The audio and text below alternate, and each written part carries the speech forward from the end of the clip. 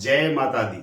हर हर महादेव। इस वीडियो में आपको आस्था और अंधविश्वास का अंतर तो पता चलेगा ही, साथ ही यह भी पता चलेगा कौन है चौराहे वाली देवी, क्यों पूजी जाती है, क्या महत्व है। सनातन में 5 वीर हैं, लेकिन फिर ये पीर कहां से आ गए? आपने ठीक सुना, सनातन में 5 वीर हैं, पीर नहीं। फिर ये पीर कहां से आ गए? सही जानकारी जानने के लिए वीडियो को अंत तक जरूर देखिएगा, और यदि चैनल पर नए हैं तो चैनल को सब्सक्राइब जरूर कर लीजिए, क्योंकि सनातन से संबंधित इसी प्रकार की खास जानकारियां मैं इस चैनल के ऊपर लेके आता रहता हूं। मैं हूं आपका अपना संजीव सनातनी। चौगानन माता को चौगान माता, मसानी माता भी कहते हैं। यह देवी कई जातियों में लोक देवी का दर्जा रखती है। तमिलनाडु में कुछ वर्गों में कुल देवी के रूप में भी इन्हें पूजा जाता है। मसानी अम्मा को मुख्य रूप से महादेवी का अवतार माना जाता है। मसानी अम्मा का मंदिर तमिलनाडु राज्य के कोयम्बटूर जिले के अन्नामलई पोलाची में स्थित है। चौगानन माता के बारे में माना जाता है कि यह माता बच्चों के सभी दोष दूर करती हैं। वीडियो में सिर्फ जरूरी तथ्य ही बता रहा हूं, ताकि वीडियो ज़्यादा लंबा न बने। यदि आप सनातनी हैं तो आपको ध्यान से एक एक बात देखनी और सुननी चाहिए, ताकि सही और झूठ जान पाएं। चौगानन माता को भक्त ललिता मैया, शीतला मैया और मसानी माता के नाम से भी पुकारते हैं। गुड़गांव, जिसका वास्तविक नाम गुरुग्राम है, गुड़गांव के शीतला माता मंदिर से भी मसानी माता का नाता है। कहानी महाभारत काल से जुड़ी हुई है। माना जाता है कि महाभारत युद्ध में गुरु द्रोणाचार्य के वीरगति प्राप्त होने पर उनकी पत्नी कृपि ने इसी स्थान पर आत्मदाह किया था। उन्होंने लोगों को आशीर्वाद दिया था कि मेरे इस सती स्थल पर जो भी अपनी मनोकामना लेकर पहुंचेगा, उसकी मनोकामना पूर्ण होगी। कहा जाता है कि गुड़गांव में 2 भाइयों पदारथ व सिंघा प्रारंभ से ही सचरित्र व शील स्वभाव के थे। उस जमाने में उन दोनों भाइयों के पास हजारों एकड़ जमीन थी। सिंघा की भजन वृत्ति और निठल्लेपन के कारण परिवार की औरतों में टकराव हुआ तथा जमीनों के बंटवारे हो गए। सिंघा को 8 बिस्वा भूमि सौंप दी गई। इसी भूमि पर गुरु द्रोणाचार्य का तालाब स्थित है। सिंघा भक्ति भाव वाला था। वह तालाब के किनारे भक्ति में लीन रहता था। सिंघा की भक्ति से प्रसन्न होकर मां शीतला देवी ने स्वप्न में उसे दर्शन दिए और वर दिया कि जिसको भी तू स्पर्श करेगा वह स्वतः ही कष्ट मुक्त हो जाएगा। उसने एक कच्ची मढ़ी बनाकर देवी का पूजन प्रारंभ किया।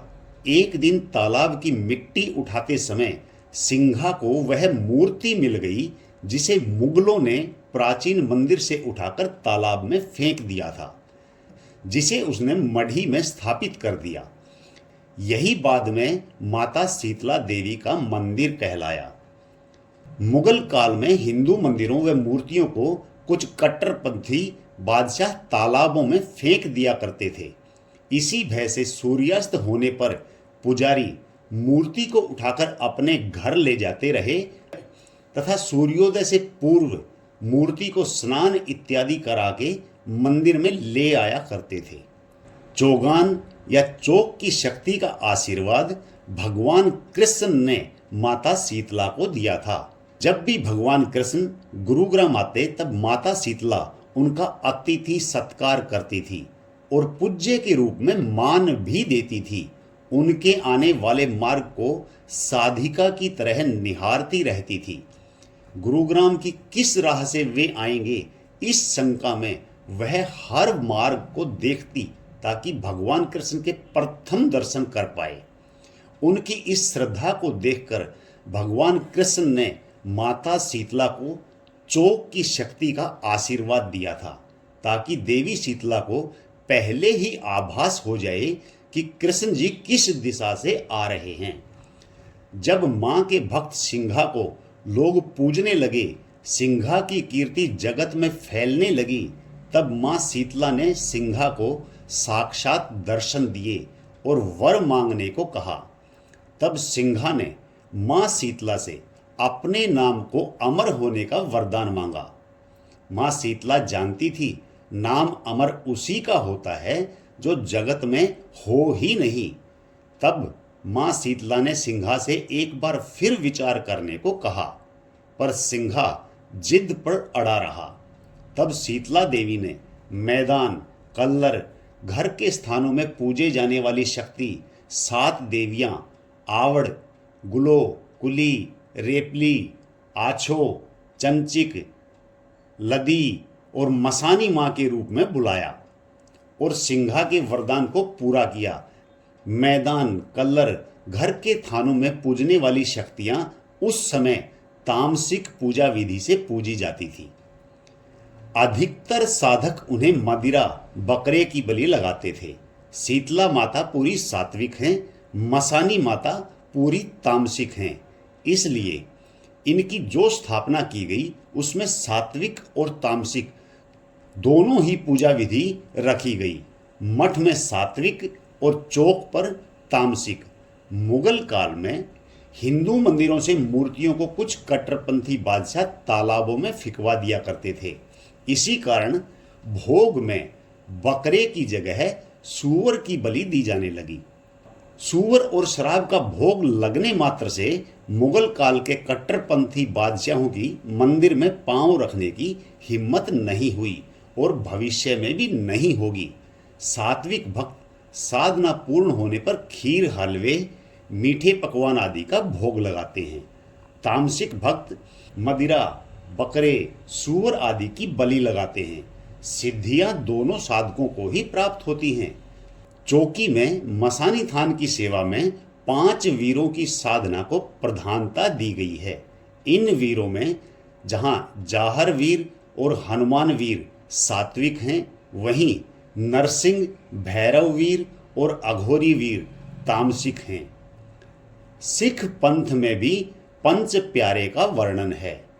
सनातनियों की इस नई व्यवस्था को देखकर ही मुस्लिम संप्रदाय ने भी 5 पीरों की स्थापना की। अस्तबली, शेरजंग, मोहम्मद, मीरा साहेब, कमाल खां सैयद जैसी व्यवस्था 5 पीरों की कहानी गढ़ दी गई। भ्रमित होकर हिंदू 5 वीर और 5 पीरों को इकट्ठे पूजने लगे। मसानी देवी अजन्मी या होनी भी कही जाती है। कहते हैं ना कि होनी को कौन टाल सकता है।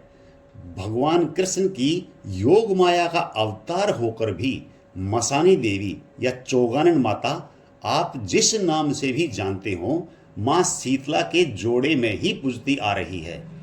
मैदान, कल्लर, घर के थानों में पूजने वाली शक्तियां 7 देवियों के रूप में पूजी जाती है, जैसे मसानी, मदनान, जेवर वाली, खादर वाली, या जिस देवी को भोग घर के बाहर दिया जाता है।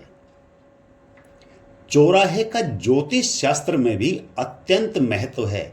चौराहे को दिव्य ऊर्जा और नकारात्मक शक्तियों दोनों का स्रोत माना जाता है। जहां एक और चौराहे की पूजा का उल्लेख मिलता है, वहीं चौराहे पर टोटके किए जाने की भी कई पुस्तकों में वर्णन है। चौराहे पर दोनों ऊर्जाएं उत्पन्न होती हैं, क्योंकि यह 4 दिशाओं को एक साथ जोड़ता है। यही कारण है कि सात्विक और तांत्रिक दोनों ही पूजाओं के लिए चौराहे को बहुत ही लाभकारी माना जाता है। हालांकि चौराहे को लेकर पूजा पाठ या टोटके वाली बात को अंधविश्वास समझा जाता है, लेकिन घर के बड़े बुजुर्ग इस बात की गंभीरता को आज भी मानते हैं, इसलिए चौराहे पर संभल कर जाने की सलाह देते हैं। शास्त्रों में वर्णित जानकारी के अनुसार चौराहे को चौगान माता का स्थान माना जाता है, यानी कि चौराहे की देवी। पहले जब घर में विपदा आ जाती थी तो उसे दूर करने के लिए या कोई खुशी का पर्व होता था तो उसमें बाधा न आए, इसलिए चौराहे की पूजा की जाती थी। इस पूजा का अर्थ होता था कि माता चौगान आशीर्वाद दें और चारों दिशाओं से उस विशेष शुभ कार्य को निर्विघ्न संपन्न कराएं। चूंकि चौराहे पर पहले के समय में सात्विक पूजा की जाती थी, इसलिए चौराहे पर से संभल कर जाने की घर के बड़े बोला करते थे ताकि पूजा सामग्री को लात न लगे और किसी को पाप न चढ़े। यह अपनी अपनी आस्था का विषय है, आप मानते हैं या नहीं वह आपकी सोच, आपकी मर्जी पर निर्भर करता है। लेकिन आज के समय में चौराहे का प्रयोग टोने टोटके जैसी चीजों के लिए भी होने लगा है, इसलिए सावधानी बरतने में कोई हर्ज नहीं। उम्मीद करता हूं आपको काफी कुछ इस वीडियो से जानने को मिला होगा। इसी प्रकार के सनातन से संबंधित वीडियो मैं इस चैनल के ऊपर लेके आता रहता हूं।